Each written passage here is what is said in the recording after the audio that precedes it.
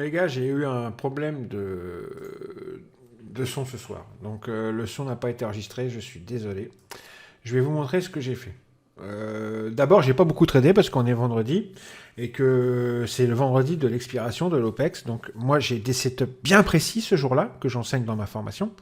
Mais en dehors de ces setups-là, je ne traite pas. La clôture n'est pas... normalement, je ne traite pas. Mais je me suis dit, allez, comme j'ai pas fait grand-chose aujourd'hui, je vais aller voir ce qui se passe. Donc, je suis arrivé vers 21h50. Ou 20, ouais, non, vers 21h30. Et j'ai fait 2 scalps. Un avant d'aller manger. Et puis après, je suis revenu vers 21h50 et j'ai fini. J'en ai fait un deuxième. J'en avais fait un aussi à l'ouverture session cash à 15h30. Je commence la session de scalping du soir là avec 125 $ sur le SP et c'est tout. Je n'ai fait que ça aujourd'hui. D'accord. Donc, le premier trade que je fais, en fait, va mettre en lumière que le volume spread ce soir, ça va être le roi en fait. Le volume spread, c'est un market internal. En fait, c'est le SP500 issu net volume. Ça vous montre de quel côté vont les volumes. Est-ce qu'ils vont vers, est-ce que les volumes sont du côté acheteur ou est-ce que c'est plutôt du côté vendeur? Mais c'est très réactif et c'est très parlant au niveau visuel. C'est pareil dans ma formation sur Bookmap, je parle des markets internals parce que un petit peu, pas beaucoup, mais j'en parle parce que comme je m'en sers, bah, j'en parle. Et j'adore le volume spread, c'est un de mes préférés. Ce soir, ça va être le roi, le volume spread. Alors le premier trade. En fait, j'arrive devant l'écran et ce que je vois, c'est qu'on est posé plutôt sur un support. Hein. On est, regardez ici, on est sur le POC mensuel, sur une VP30 qui a très bien tenu toute la journée. Quand on regarde le market profile session cash ici, on voit qu'il y a un rebord, un ledge qui s'est fait sur le VP30 ici. Hein, vous voyez, plusieurs fois on l'a tapé et ça a réagi. 1, 2, 3, 4. Et ici, c'est pareil, on tape et on reprend, on tape et on reprend. Et là, on vient de le taper et on est en train de réintégrer, vous voyez. Hein, d'accord. Et en plus de ça, il y a le POC mensuel, il y a le point pivot et il y a le POC du jour. Regardez. Point pivot, POC du jour, POC mensuel, VP30. Donc, mon premier réflexe, ça serait d'acheter. Mais je suis en train de causer, je suis en train de décrire ce que je vois et les prix vont monter et j'ai pas le temps d'acheter en fait. Donc, c'est trop tard. Voilà, vous voyez, les prix sont déjà là. Je baratine, trop tard et j'ai pas eu le temps d'acheter. Ce que je vais faire, par contre, c'est qu'à un moment donné, je vais prendre un petit peu de recul, je vois que les prix ne montent plus, et je me dis, mais on n'est vraiment pas loin des bas de marché, les bas de marché sont là, hein, c'est pas loin, on est vendredi, souvent le vendredi, souvent le vendredi, ils font des trucs bizarres, quoi. Ils enfoncent le clou, ils pourraient très bien faire, je me dis, des nouveaux bas ce soir, un vendredi soir, pourquoi pas. Surtout qu'en plus, quand on voit la tête de la courbe, là, sur le graphique en chandelier 1 minute, on voit qu'on est dans un petit trend baissier, là. Vous voyez? Tac, tac, tac. Et là, on est en train de remonter. Et je me dis, on est peut-être dans le retracement qui va faire suite à une énième jambe de baisse et ils vont aller chercher les bas de marché, peut-être les craquer. On voit sur le footprint, c'est pareil, on voit cette jambe de baisse, là, la dernière, et on voit bien qu'on est sur un retracement. Et on est en train de retracer à peu près aux 50% de cette jambe de baisse. Donc je me dis, c'est plutôt pas mal, on va observer ce qui se passe. Je vois qu'il y a des imbalances vendeuses, ici, bon. Et dans Bookmap, je vois que les vendeurs ont attaqué. Il y a un retracement là en ce moment, et ils sont en train de reprendre un peu la main. Regardez ce gros volume d'odds rouge. Ok. Je me dis, bon, je vais essayer de voir si ça short. Et ce que je constate à un moment donné, c'est que le volume spread va se diriger du côté vendeur, mais grave. Donc, je vais avancer un peu. Et les ticks aussi. Regardez, là, les ticks, ils ont déjà commencé à bien redescendre. Vous voyez? Mais c'est les volumes spread qui vont me convaincre. Les prix dans Bookmap, on voit que ça commence à descendre aussi. Le footprint, c'est pareil. Les bougies aussi, hein, on voit que ça redescend. Mais toujours pas de vrai signal de prise de position, pour l'instant. Et là, regardez, c'est là.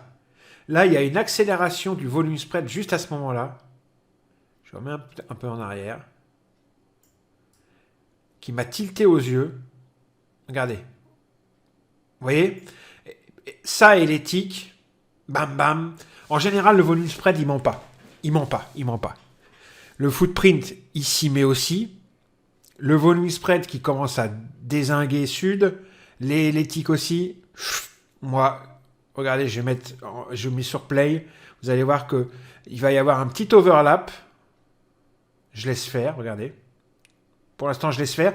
Le volume spread, il continue à se casser la gueule. Les ticks aussi. Là, je vais observer un petit overlap. Regardez, les acheteurs tentent de reprendre un petit peu la main, mais ils vont échouer. Regardez. Là, il y a un petit overlap. Les acheteurs essayent de reprendre la main, mais ils échouent. Ça recharge dans le carnet. Les vendeurs rechargent. Et là, je me dis, le volume spread continue à baisser. Regardez. Et là, je me dis, il faut que je me fasse prendre.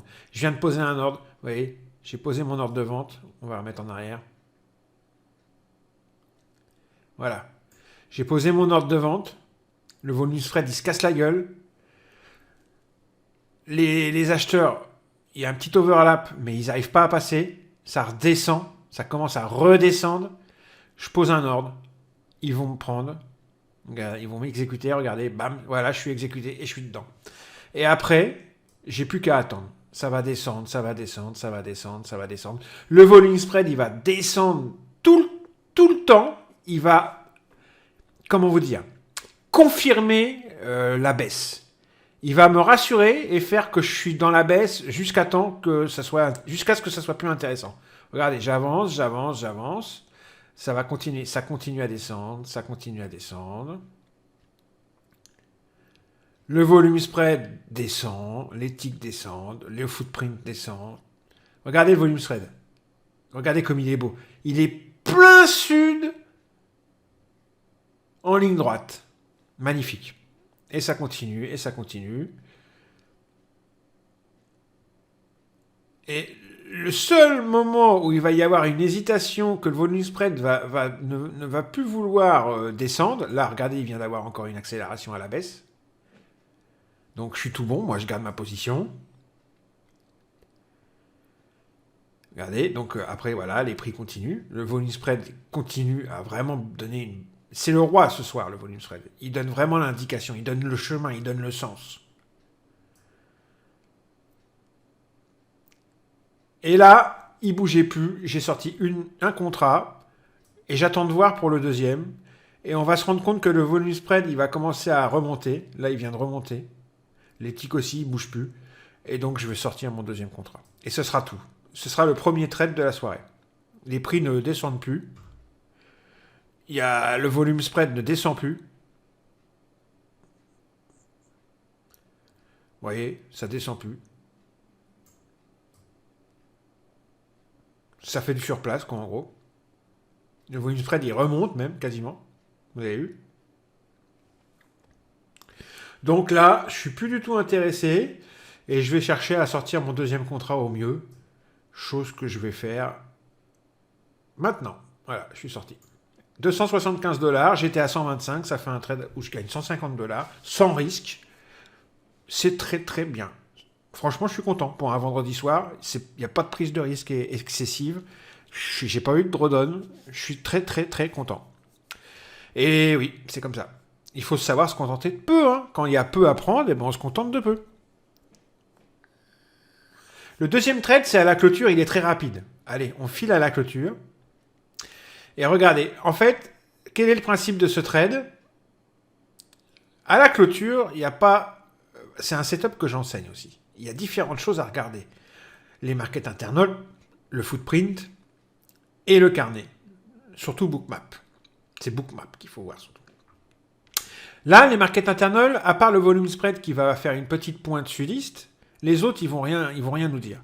C'est surtout le carnet et donc Bookmap qui va me parler à ce moment-là. À ce moment-là, on est en train de remonter et on va se trouver... Alors, ce que je trade là, c'est le dernier mouvement, le 21h59, si vous voulez. Je l'appelle comme ça.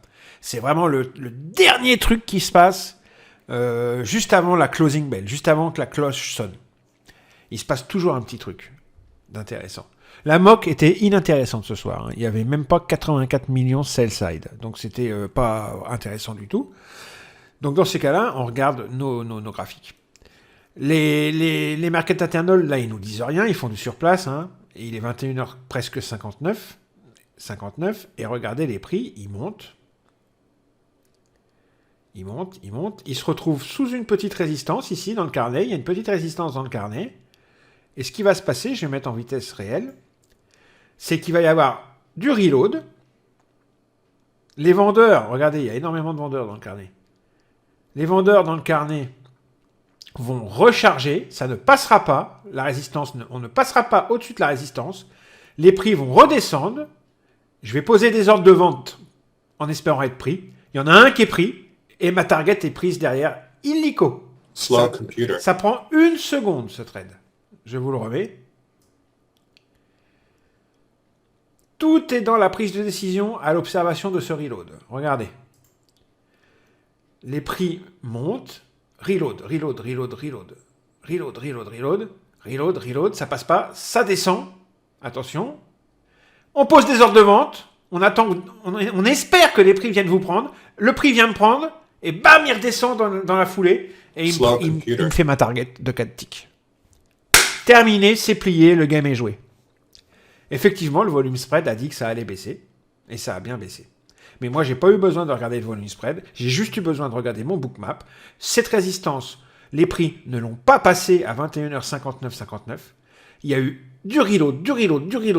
Les prix ont commencé à redescendre. J'ai mis des ordres de vente derrière. J'ai attendu que le prix fasse un overlap et me prenne un ordre.